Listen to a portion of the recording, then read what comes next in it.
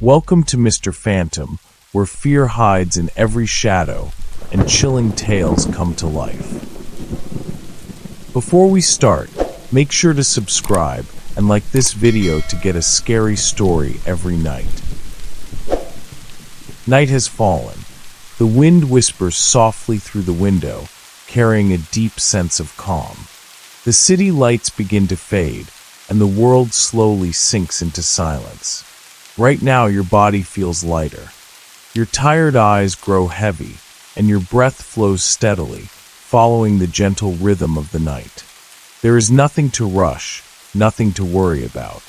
Just you, time moving slowly, and a story to guide you into sleep. But remember, not all bedtime stories bring pleasant dreams. Some stories take you somewhere else. A place where shadows whisper and closed doors don't always keep things out. So close your eyes. Let this voice guide you into the tale. A story about a neighbor who never left his house, and a secret that was meant to stay buried. I had always wanted to move to a quieter place, somewhere I could focus on my work without the constant noise of the city. So when I found this small, affordable house in a suburban neighborhood on the outskirts of town, it seemed like a perfect opportunity. The street was lined with charming old houses, most of them well-maintained, with neatly trimmed lawns and welcoming porches. The neighbors were friendly enough, offering polite nods and the occasional wave when I passed by. Everything about this place seemed ideal, except for one house at the very end of the street. The house in question was an old Victorian-style home, slightly larger than the others on the block. Unlike the well-kept homes surrounding it, this one seemed neglected. The paint on the wooden exterior was peeling, the shutters were crooked, and the garden had long been overtaken by weeds. What struck me the most, however, was that the house was always dark. Every window was covered with heavy curtains, and no light ever seeped through, no matter the time of day. At first, I didn't think much of it. Maybe the owner was elderly and preferred to keep to themselves. Or perhaps they worked odd hours and slept during the day. But as the weeks passed, I realized that no one, not a single person, ever entered or exited that house. I never saw anyone stepping out to collect mail, never saw a car pulling into the driveway. It was as if the house had been abandoned, yet something about it felt occupied. One evening, while taking out my trash, I noticed my neighbor from across the street, Mrs. Garner, watering her plants. She was an older woman, probably in her 70s, but still very active in the neighborhood. Figuring she might know something, I casually asked, "Hey, do you know who lives in that house at the end of the street?" Mrs. Garner's expression changed almost instantly. The warmth in her face faded, replaced by something I couldn't quite place. Was it unease? Or maybe fear? She hesitated before responding, lowering her watering can. "That house?" she echoed, glancing at it for a brief moment before turning her attention back to me. "You're new here, so I suppose you wouldn't know. But that house has a history, dear." I felt a shiver run down my spine, though I wasn't sure why. "What kind of history?" She sighed, shifting her stance uncomfortably. "There used to be a man who lived there. Luther was his name, kept to himself mostly. No one really knew much about him, but one day he just disappeared.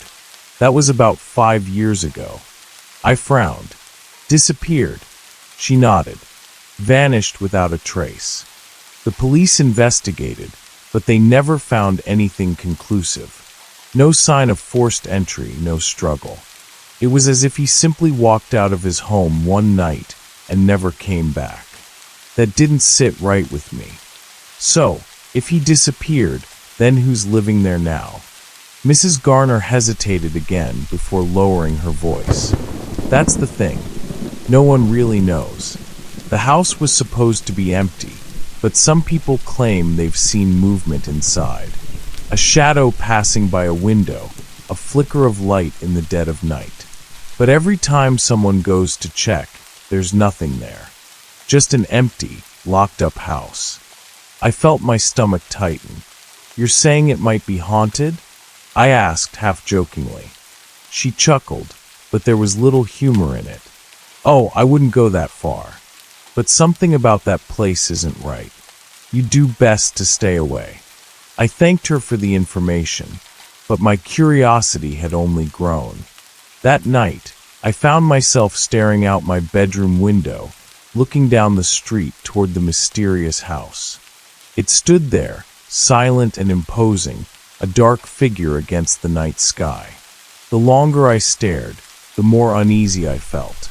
There was something about it that seemed off.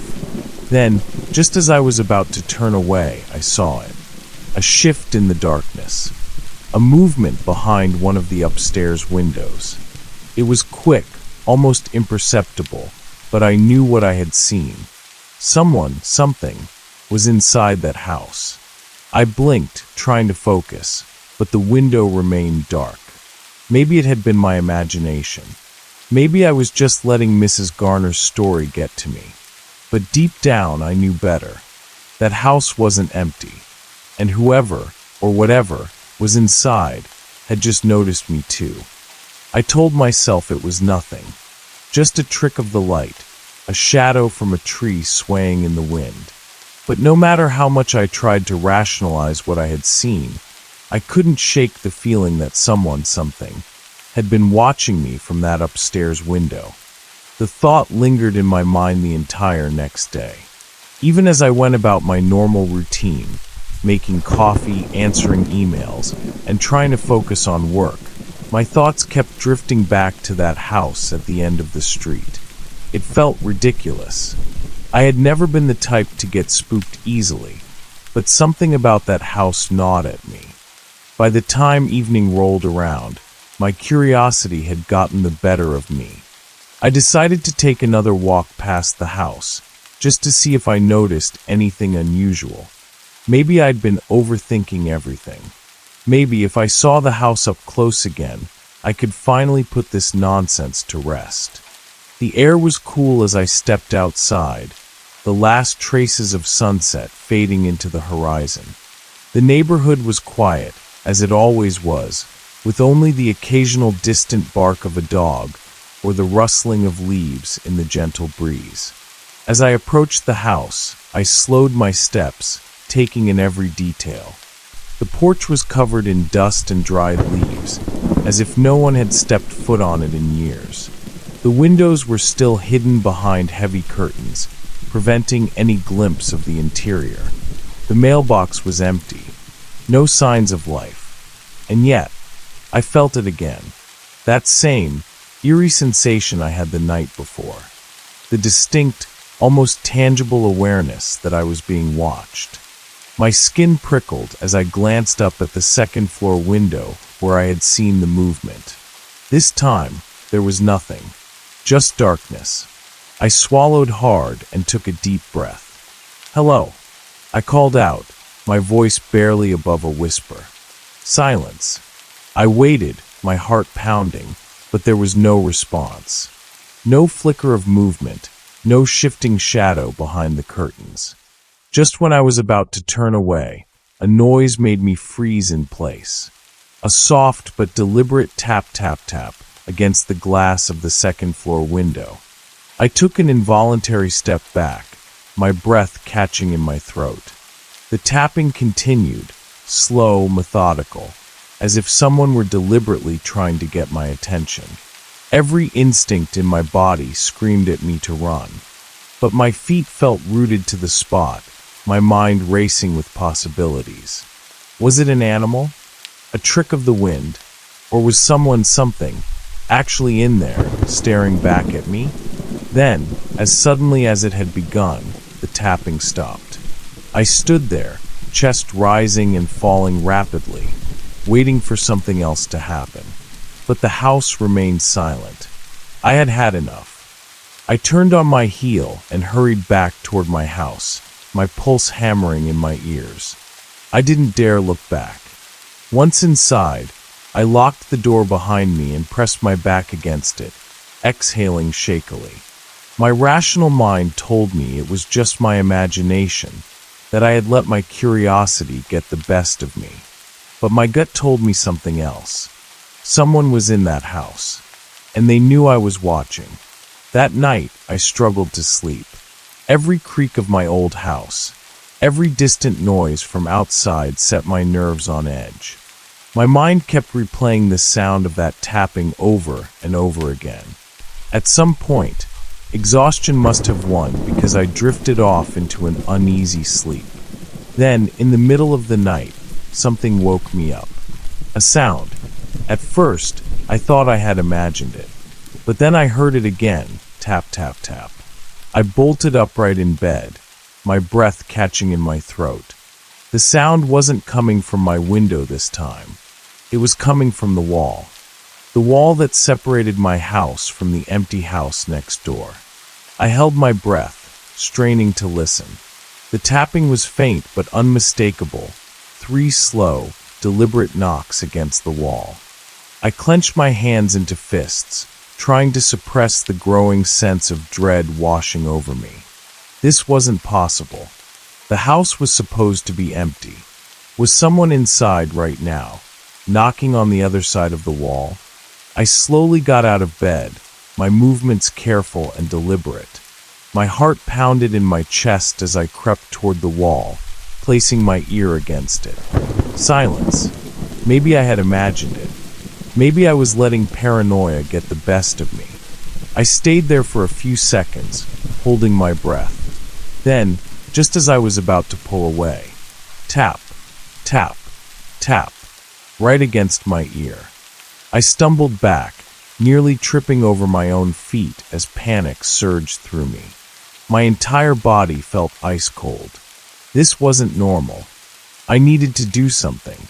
Without thinking, I grabbed my phone and dialed the non-emergency police line. My hands were shaking as I waited for someone to answer. Local police department, what's your emergency? I swallowed hard. Hi. I don't know if this is an emergency, but I think someone might be inside the house next to mine. The one at the end of the street. There was a brief pause. You said someone is inside. I hesitated, suddenly feeling ridiculous. What was I supposed to say? I heard knocking through my walls, and a ghost tapped on my window. I don't know for sure, I admitted. But I saw movement last night. And just now I heard tapping. Against my wall. The officer on the other end didn't immediately respond. Sir, are you sure it's not just old house noises? Settling wood, tree branches? I let out a shaky breath. No, I'm sure. Please, can someone just check it out? Another pause. Then, finally. All right, we'll send a unit over to take a look. Please stay inside and don't approach the house. I nodded, even though they couldn't see me. Thank you. I hung up and sat on the edge of my bed, gripping my phone tightly. Minutes passed. Then an hour. I kept glancing toward my window, half expecting to see flashing red and blue lights, but the street remained quiet. Eventually, I heard the distant sound of a car pulling up. I rushed to the window and peeked through the blinds. A single patrol car was parked outside, 2 officers stepping out. They approached the house cautiously, shining their flashlights at the front door. I held my breath as one of them knocked. No answer. The other officer circled around the side of the house, peering into one of the windows. Then, after a few minutes of discussion, they stepped onto the porch and tried the front door handle. It was locked. One of the officers radioed something in, then turned and headed back toward their car. They weren't going to break in. They weren't taking this seriously. I felt frustration bubble inside me. But then, just as the officers were about to leave, something happened that made my stomach drop. The porch light flickered on. Both officers froze, exchanging glances. The house had been completely dark just moments ago. One of them turned back toward the door, knocking again, louder this time. "Hello, this is the police. If anyone's inside, we need you to come out." No response. I watched as the officers muttered something to each other, then finally turned and walked back to their car. A few moments later, they drove away, leaving me alone with that house and whatever was inside it. The next morning, I woke up feeling like I had barely slept. My body was exhausted, but my mind was still wired from the events of the previous night. The police had come, checked the house, and left without finding anything. But I knew what I had seen. I knew what I had heard. That house wasn't empty. I tried to go about my day as normally as possible. I made coffee, scrolled through my phone, even attempted to do some work. But every few minutes, my eyes would drift to my window, toward that house at the end of the street. It stood there, as lifeless as ever, as if mocking me. Had I imagined it all? Had my mind played tricks on me? I wasn't sure, and I hated not knowing. By the time the sun began to set, I had made a decision. I was going to find out what was going on in that house. I needed to. Otherwise, I would drive myself insane. It was a stupid idea, I knew that. But curiosity gnawed at me like an itch I couldn't scratch. I waited until it was dark. Then, dressed in black and armed with nothing but my phone and a small flashlight, I stepped out of my house. The air was cold, colder than it should have been for this time of year. The street was silent, the other houses dark. Most of my neighbors were already asleep. My heart pounded as I made my way toward the house. Every instinct in my body screamed at me to turn around, to go back inside where it was safe. But I ignored it. I had to know. I stepped onto the overgrown lawn, the dried grass crunching under my feet. Up close, the house looked even worse than I had thought. The wood on the porch was warped and cracked, the paint peeling away in long strips. I hesitated, staring at the front door. Should I knock? No, that was stupid. If someone was in there, I didn't want to alert them. Instead, I walked around the side of the house, keeping low. My heart was racing so fast I could hear it in my ears. I reached a window and pressed my back against the wall, taking a deep breath before slowly peeking inside. It was dark, but as my eyes adjusted, I could make out the faint outlines of furniture, an old couch, a coffee table, a bookshelf covered in dust. Everything looked untouched, as if no one had been living there for years. Then something moved. A shadow. I jerked back so fast I nearly lost my balance. I had seen it. I wasn't imagining things. There was someone inside that house. I took a deep breath, trying to calm myself. I needed to be smart about this. If I panicked now, I'd never get any answers.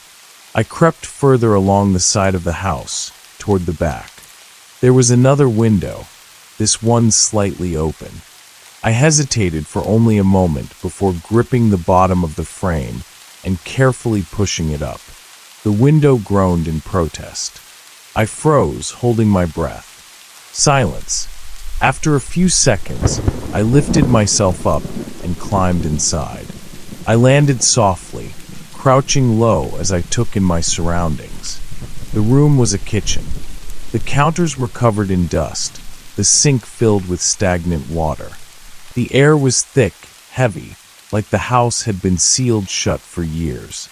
I moved cautiously, every step making the old wooden floor creak beneath my weight. There was a doorway leading to the living room. I peeked inside. The furniture was covered in dust. The air smelled stale, like rotting wood. There were no personal belongings, no signs that anyone had been living here recently. But then I noticed something strange. The coffee table. There was no dust on it. Unlike everything else in the house, the table looked clean, like someone had been using it. I stepped closer. That was when I saw the piece of paper sitting on top. It was a note. I picked it up, my fingers trembling as I read the words scrawled across it in jagged handwriting. I see you. I nearly dropped the paper. My skin crawled, a cold sweat breaking out on my forehead. Someone knew I was here.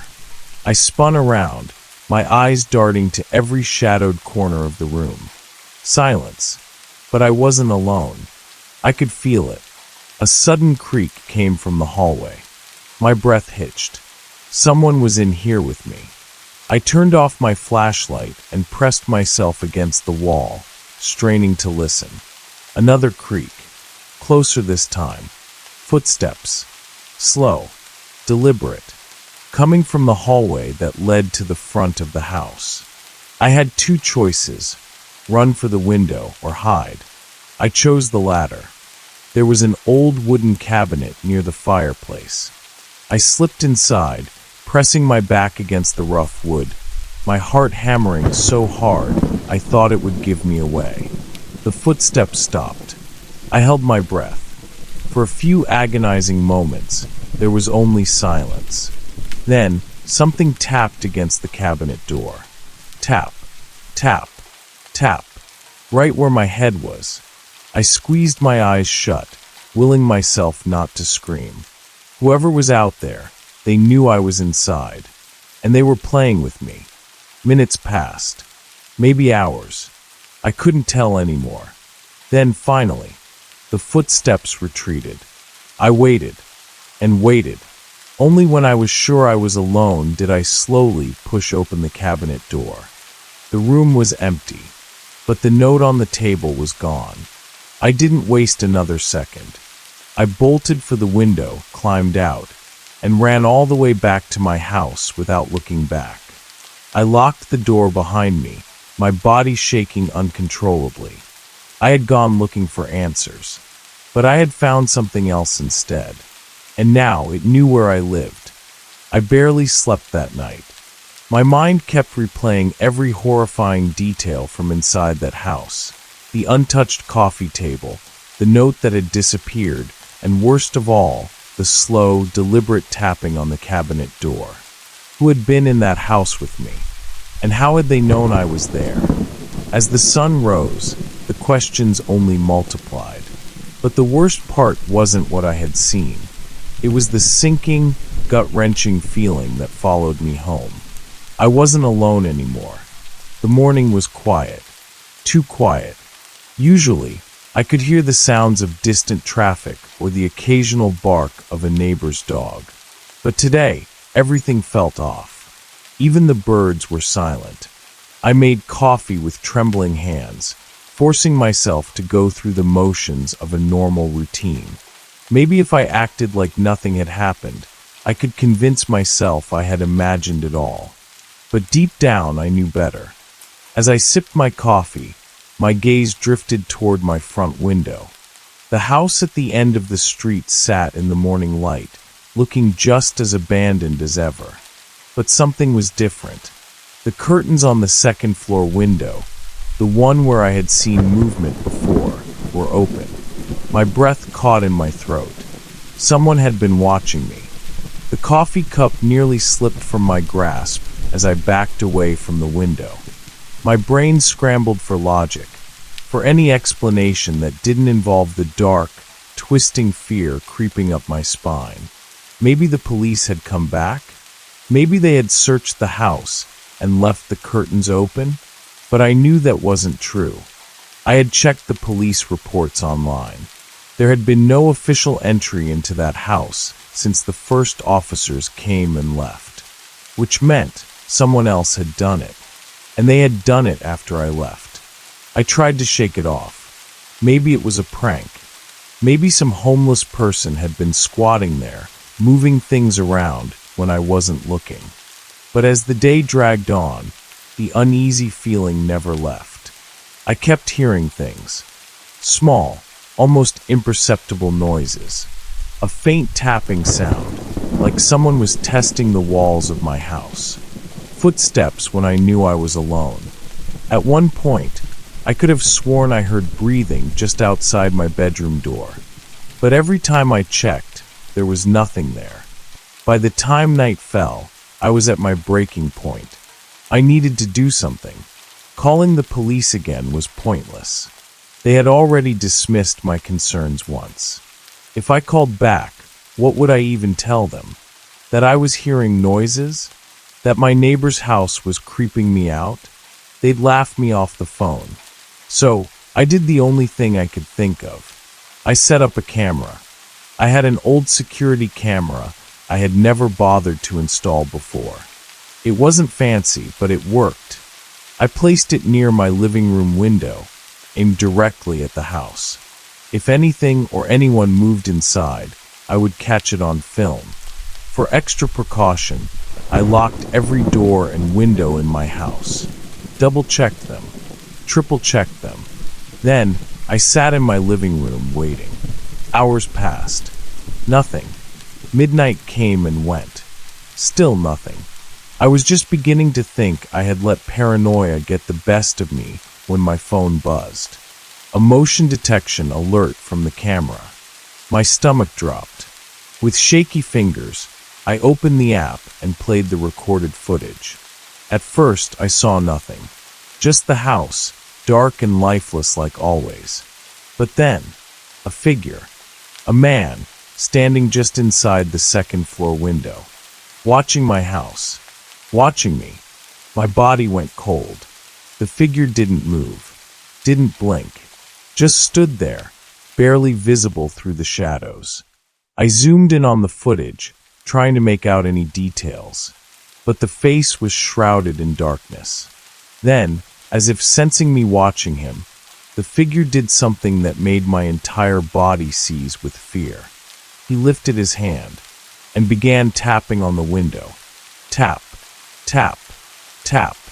The same sound I had heard in my walls. The same sound from the night before. I nearly threw my phone across the room. My breathing turned shallow, panic clawing at my chest. This wasn't normal. This wasn't human. I had to get out of here. I grabbed my keys and made a beeline for the door. But just as my hand touched the doorknob, a sound stopped me cold. A soft, deliberate knock, coming from my back door. I froze. I knew, without a doubt, that no one was supposed to be back there. My backyard was fenced in. There was no way someone could have gotten back there without me hearing them, unless they had been there the whole time. I turned my head slowly, dread pooling in my stomach. Another knock, louder this time. I backed away from the door, heart hammering. My mind raced through every possibility. Should I call the police? Should I make a run for it? Then, the doorknob rattled. Whoever, whatever, was outside was trying to get in. I grabbed the nearest thing I could find, a heavy lamp, and raised it above my head. Silence. I waited, every muscle in my body tense. Then, after what felt like an eternity, footsteps. Slow, dragging footsteps, moving away from the door. I didn't move, didn't breathe. I listened as the footsteps faded into the night. Then, finally, nothing. I wanted to believe it was over. But deep down, I knew. This wasn't the end. It was only the beginning. I barely slept. Every creak, every distant rustle of leaves outside sent jolts of fear through my body. I had locked every door, every window, but it didn't feel like enough. Nothing felt like enough. Whoever, or whatever, was inside that house knew I had been there. And now it was watching me. By morning, exhaustion weighed on me like a lead blanket. My body begged for rest, but my mind wouldn't shut off. I kept replaying the events from last night, the knock at my back door, the tapping on the window, the figure in the camera feed. I needed answers. I needed to know what was inside that house. But more than anything, I needed to know if I was in real danger. I started researching. First, I dug through old newspaper archives online, searching for anything about the house at the end of the street. I expected to find some kind of incident, maybe an unsolved crime, maybe a missing persons case. But what I found was worse. That house had been empty for 5 years. 5 years. The last known owner? A man named Luther Grant. A name I had never heard before. There were no records of him moving out. No official sale of the house. No mention of family members or heirs. It was like he had simply vanished. But then I found one article. A small, forgotten piece in an old local newspaper from 5 years ago. Man goes missing. Last seen entering his own home. My stomach dropped. The article claimed that Luther Grant was last spotted entering his house one evening. He was never seen again. No signs of forced entry. No evidence of foul play. The police searched the house but found nothing. It was as if he had disappeared into thin air.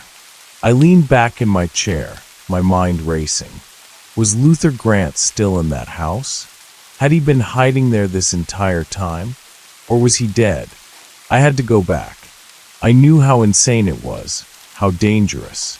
But I needed to see for myself. I packed a backpack with essentials, a flashlight, a pocket knife, my phone, and an extra battery pack. I wasn't going to be caught off guard again. This time, I was prepared. Or so I thought. The sun had barely begun to set when I approached the house again. The front door was still locked, just as before. But this time, I didn't bother with it. I went straight for the back, where I had climbed in last time. The window was still open. I hesitated. Had I left it open last time? Or had something, been using it since? I took a deep breath and hoisted myself inside.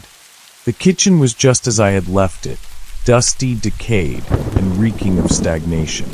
But something was different. The air felt heavier, like the house was waiting for me. I turned on my flashlight and moved carefully through the rooms, my every step sending echoes through the empty house. The living room was untouched. The note was still missing. I took a shaky breath and moved further in. Then I heard it. A faint, rhythmic sound. Tap, tap, tap. My blood turned to ice. It was coming from below me. I turned my flashlight downward. The old wooden floorboards were uneven, cracked in places. And then I noticed it. A trapdoor, half hidden beneath an old rug. A shiver ran down my spine. I knew deep down that whatever had happened to Luther Grant, the answer was down there. I hesitated only for a moment before I crouched down and gripped the handle. It was rusted stiff, but with a few sharp pulls, the trapdoor gave way. A cloud of dust exploded into the air, making me cough. A dark, narrow staircase led downward. I swallowed hard. The smell that wafted up from below was thick, cloying. A mix of damp wood and something rotting. I wanted to turn back. Every cell in my body screamed at me to turn back. But I had come this far. I had to know. I took my first step down, then another. The wooden stairs groaned beneath my weight, as if they hadn't been stepped on in years. Or maybe they had. Maybe someone had walked down these stairs before me, and never came back up. I pushed the thought away and kept going, my flashlight slicing through the thick darkness. Then at the bottom of the stairs I saw it, and I nearly dropped my flashlight. A chair sat in the center of the basement, an old rotting chair with frayed ropes hanging loosely from its arms, and in front of it, a hole in the ground, a grave. The earth had been recently disturbed. The dirt was uneven, loose. My breath came in short, ragged gasps as I stepped closer. And then I saw it. A hand, pale, skeletal fingers peeking out from the dirt. A body was buried here. My stomach lurched. I stumbled back, nearly falling. This was it. This was what the police hadn't found. Luther Grant hadn't disappeared.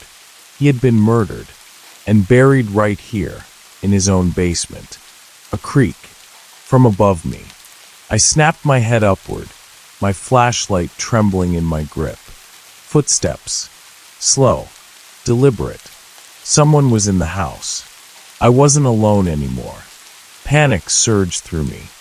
I shut off my flashlight and pressed myself against the basement wall, trying to control my breathing. The footsteps grew closer. Whoever was up there was looking for me. I clenched my fists, my mind racing. I had two options: stay down here and wait, or run for it. I chose the latter. I moved carefully, inching toward the stairs. My heart thundered as I reached the bottom step. Then, a voice. Soft, raspy. "Why did you come back?" The voice came from above me. I stopped breathing. It was deep, hollow, not quite human. Then, a shadow appeared at the top of the stairs. A figure stood there, blocking my escape. And I realized with cold, creeping horror, the face was rotting. Its eyes black pits. Its mouth twisted into a grotesque, inhuman smile. Luther Grant wasn't missing. He had never left at all. My breath caught in my throat. The figure at the top of the stairs didn't move. It stood there, its silhouette warped in the dim light, its head tilted at an unnatural angle. The smell of rot thickened in the air, making my stomach churn. This wasn't Luther Grant. Not anymore. For a long, agonizing moment, neither of us moved. Then, the thing stepped forward. A single, deliberate step down. The wooden stair creaked under its weight, but it didn't sound like a normal footstep. It was too heavy, like something wet pressing into the wood. I took a step back, my body screaming for me to run, but the basement was too small. There was nowhere to go. The thing took another step, then another. The dim light from the stairwell finally hit its face, and what I saw made my legs nearly give out beneath me. Its skin, if it could even be called that, was rotting, sagging off its skull in sickly gray folds. The flesh around its mouth was stretched into a grotesque smile, its lips peeled back too far, revealing yellowed, broken teeth. Its eyes, oh God, its eyes were nothing but black, hollow pits. And yet somehow, I knew it was looking right at me. It took another step down, and then it spoke. The voice was low, rasping, like something dry scraping against bone. "You shouldn't have come back." My entire body locked up. I had to move. I had to do something. I fumbled for my flashlight, my hands trembling. The thing was too close now, almost halfway down the stairs. Then an idea struck me. The chair. Without thinking, I lunged for it, grabbing the old wooden chair with both hands and hurling it at the stairs. The thing let out a horrible, gurgling sound as the chair crashed into its legs, knocking it off balance. It stumbled, its grotesque form lurching sideways, cracking against the wall.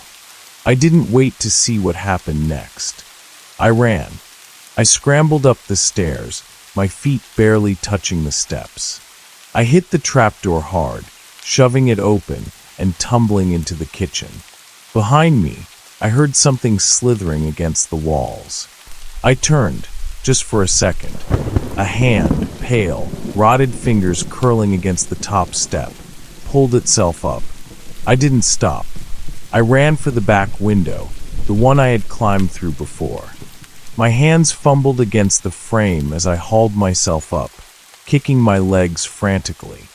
Behind me, I heard it crawling up the stairs. Fast. I threw myself through the window, crashing onto the dead grass outside. Pain exploded in my shoulder, but I didn't care. I got up and ran. I didn't stop running until I reached my house. I fumbled with my keys, nearly dropping them in my panic. My breath came in sharp, ragged gasps as I threw open the door and slammed it shut behind me. I locked it. Deadbolt. Chain. Everything. For a long time, I stood there, my back pressed against the door, my entire body shaking. Silence. I listened.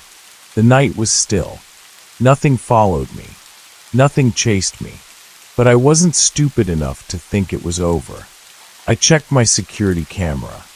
My hands were still trembling as I pulled up the app on my phone, rewinding the footage from the last few minutes. At first, all I saw was darkness. Then the motion sensor triggered, and there it was, a figure standing in the distance, just beyond the glow of the streetlights. Watching my house, I barely slept.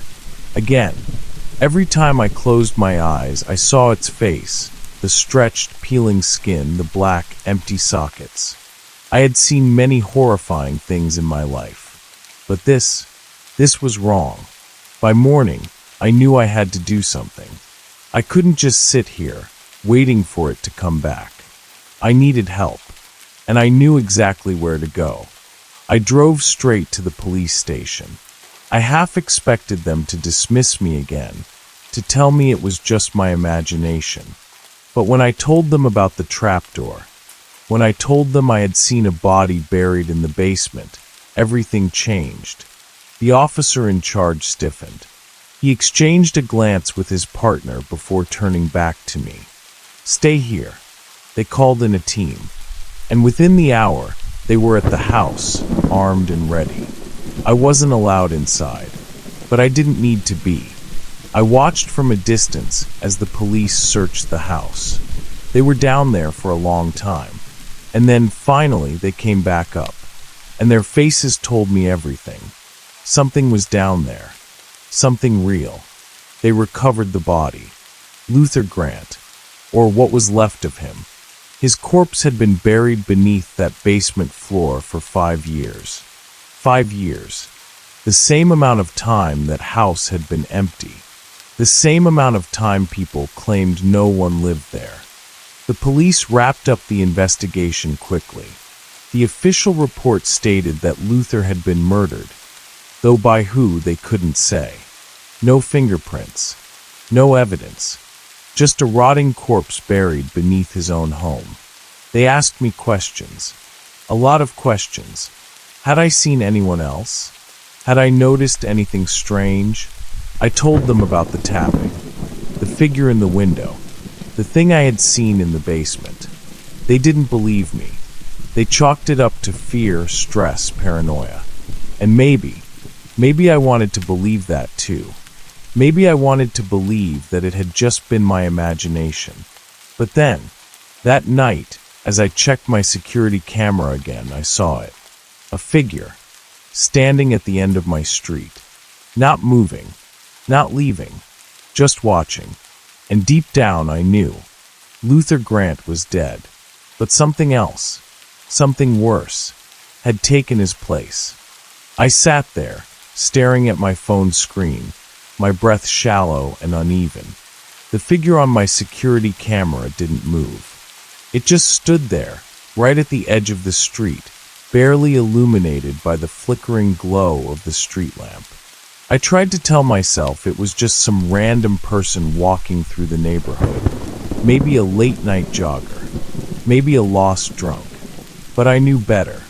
It was him, or at least whatever was wearing his face. I didn't sleep. I didn't even turn the lights off. Instead, I sat by the window watching, waiting, but the figure never came closer. It just stood there, watching me. Hours passed. My eyes burned from exhaustion, my mind spiraling with every worst-case scenario possible. And then, just before dawn, it was gone. The next morning, I was running on fumes. I felt like a zombie as I went through the motions, showering, making coffee, trying to convince myself that maybe I had imagined it. But I couldn't shake the feeling. That wrongness. Like something had shifted in the air. Like the world had tilted just slightly off balance. I tried to go about my day as usual. Tried. But everything felt off. At work, I jumped at every little sound. A coworker tapped me on the shoulder, and I nearly had a heart attack. Someone dropped a coffee mug in the break room, and I flinched so hard my boss asked if I was okay. I lied. I told him I was just tired, which wasn't a complete lie. I was exhausted, but this wasn't normal tiredness. This was paranoia eating away at me. I knew deep down that it wasn't over. Not yet. By the time I got home, the sun was already starting to set. I hesitated before pulling into my driveway, my stomach twisting itself into knots. I checked my security cameras before stepping out of the car. Nothing. No movement. No shadowy figures lurking at the edge of the street. Maybe it was really gone. Maybe it had just been my imagination. I wanted so badly to believe that. So I let myself. For a little while. That night, I tried to sleep. Tried. But something kept waking me up. A noise. Tap. Tap. Tap. Soft. Rhythmic. Like fingernails against glass. I bolted upright, my pulse slamming in my ears. The sound was coming from the window. I didn't want to look. Every instinct screamed at me to stay in bed, to pretend I hadn't heard it, but I couldn't ignore it. Slowly, I turned my head toward the window, and my blood turned to ice. A face stared back at me, pale, rotting, Luther Grant, or what was left of him. His lips were still twisted into that grotesque smile. His black, hollow eye sockets bored into me, and his hand, his long, bony fingers, tapped against the glass. Tap, tap, tap. My stomach twisted so violently I thought I might throw up. I couldn't move. I couldn't breathe. Then it spoke. That same voice. Dry. Hollow. Wrong. You let them take me. The breath caught in my throat. I tried to speak, but no words came out. I had let them take him. I had called the police. They had dug up his body. They had taken him away. But that was his body. Not this. This thing at my window wasn't Luther Grant. It never had been. I scrambled out of bed, grabbing my phone with shaking hands. I turned on the flashlight and aimed it toward the window. The light hit the glass, and it was gone. No face, no hand, just an empty window pane reflecting my own terrified expression. I barely slept after that. Every sound sent me into a panic. Every shadow twisted into something horrible in my mind.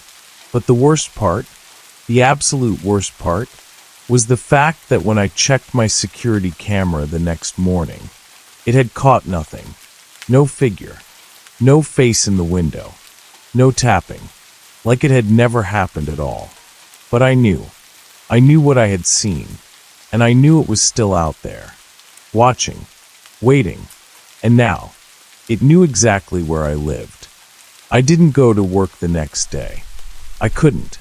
My body was exhausted, but my mind was wired, running on pure, unfiltered paranoia. The events of last night, the tapping, the face in the window, the voice, looped in my brain like a sick, twisted song I couldn't turn off. I had tried to tell myself I imagined it, but I knew that was a lie. I had seen it. I had heard it, and it knew my name. I spent the entire morning double-checking every door and window in my house, making sure they were locked tight. Then I checked the security footage. Nothing. Again, it was like this thing knew how to avoid being seen. Or worse, like it didn't need to be seen to be there. By noon, I had made a decision. I was leaving. This wasn't some haunted house movie where the dumbass protagonist stays and gets himself killed. No, I was getting the hell out of here. I grabbed a suitcase, stuffing it with clothes, my laptop, anything I could fit inside. I didn't care where I went. Hotel, a friend's place. Even sleeping in my car sounded better than spending another night in this house. I was zipping up my bag when I heard it. A click. From downstairs. My front door. Unlocking. I froze. I knew I had locked that door. I had checked it 5 times this morning. My heart hammered against my ribs as I reached for the nearest thing I could use as a weapon, a metal baseball that I kept in my closet. Then, slow and deliberate, I moved toward the staircase. The house was dead silent, the kind of silence that makes your skin crawl. Then, footsteps, soft, measured, moving through my living room. I gripped the bat tighter, my fingers slick with sweat. Someone was inside my house. I stepped down carefully, my breath held tight in my chest. The air felt wrong, thick, heavy, like the house itself was holding its breath. As I reached the bottom of the stairs, I saw it. The front door, wide open. A gust of cold air drifted inside, but there was no one there. At least, that's what I thought, until I saw the footprints. Wet, blackened footprints, leading inside. I swallowed hard, forcing myself to move. I crept forward, gripping the bat with both hands. The footprints led toward the hallway, toward the basement door. It was open. My stomach twisted into a tight, painful knot. It was in the house.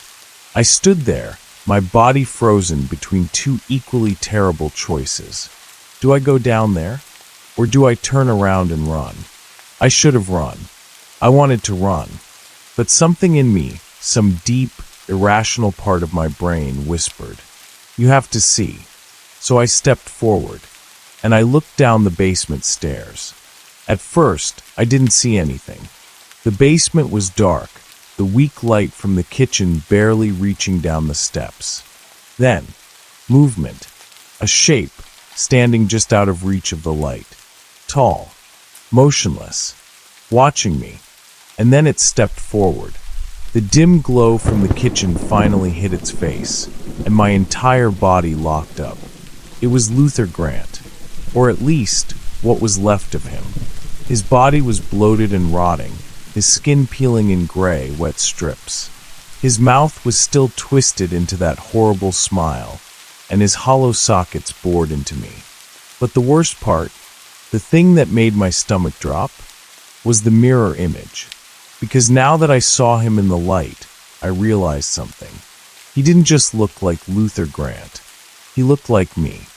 I stumbled back, my breath coming in ragged gasps. "No," I whispered. The thing in the basement tilted its head. Then, it spoke, and it spoke in my voice. "You let them take me." I ran. I didn't stop. I sprinted for the front door, nearly tripping over my own feet as I threw myself outside. I hit the pavement hard, scraping my hands, but I didn't care. I scrambled up, gasping for air, and bolted to my car. I didn't even look back as I yanked the door open and threw myself inside. I locked the doors, started the engine. Tires screeched as I tore out of the driveway. I didn't know where I was going. I just drove, as far away as I could.